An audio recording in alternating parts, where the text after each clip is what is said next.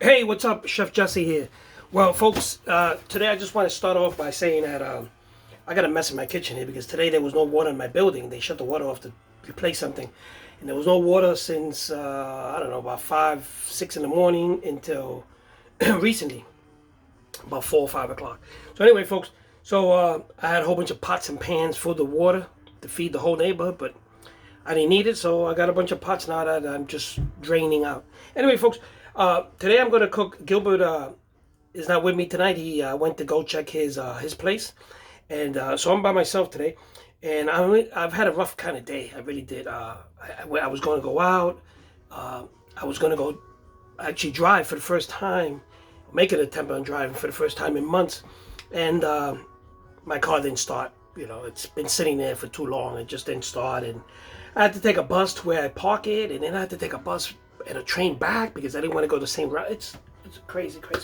But things have there's always light at the end of the tunnel. I cranked my car so much that my battery went.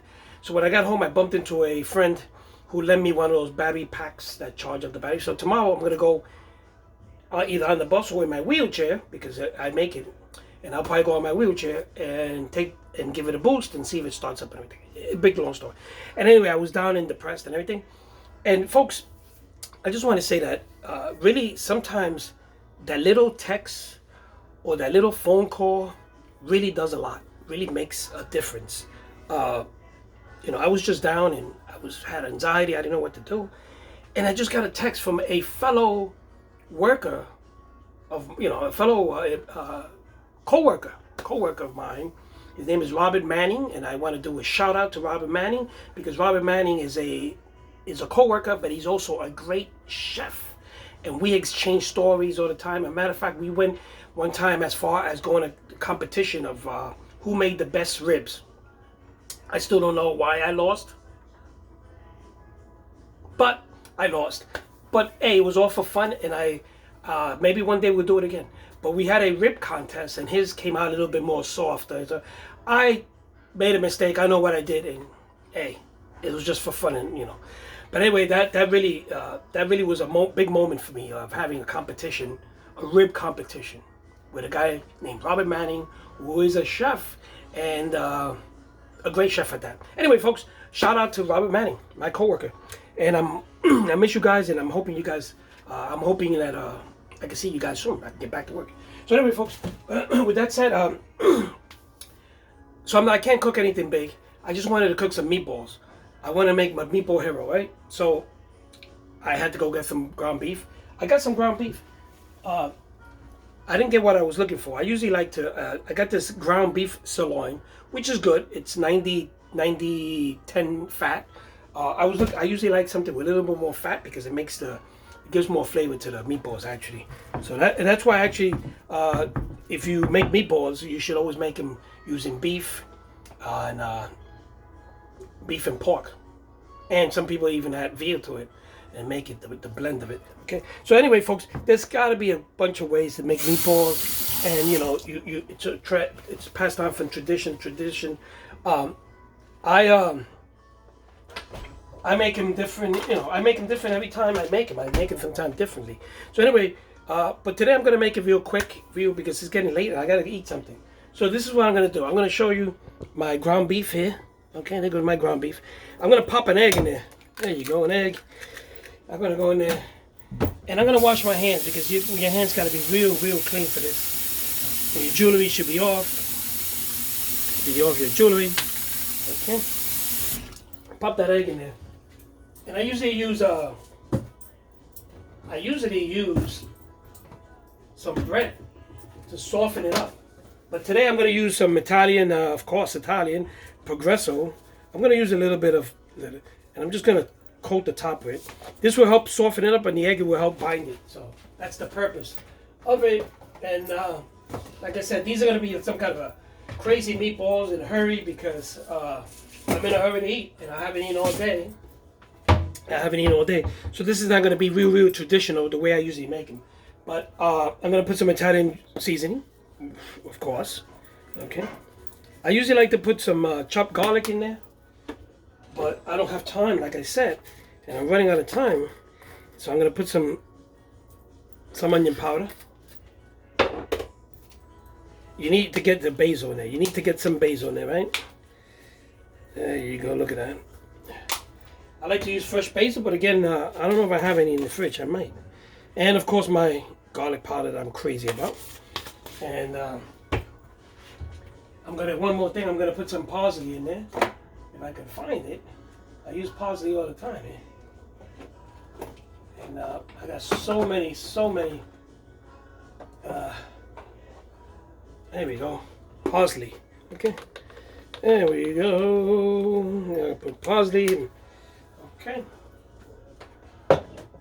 And of course, oregano. Oregano is very powerful, so I just use a little bit. So that's it for my meatballs. I mean, I'm gonna, like I said, I was hoping to make only 3 or 4 meatballs to make a meatball sandwich. Yeah, that's what I'm gonna do. I'm gonna make a meatball. Now, meatballs usually some people fry them, and then to get them nice and crisp on the outside, and then they throw them into a sauce to cook. Some people put them in the sauce directly to cook them through, using the sauce only, and then some people put them in the oven. So it's up to you. It's up to your taste. I've fried them, and sometimes, but today I don't know. Today I'm just gonna go straight, mixing everything up here. I'm gonna put some salt in there because I don't know if. Okay, I'm gonna put some salt in it, and so today I'm going straight to the oven. I'm gonna preheat my oven, which I have preheated, and this thing right here should make me I don't know, a couple of meatballs. Let me wash my hands once again.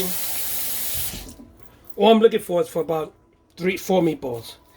So, and what I'm gonna do, I'm trying to get all the air out of them so it doesn't fall apart, okay?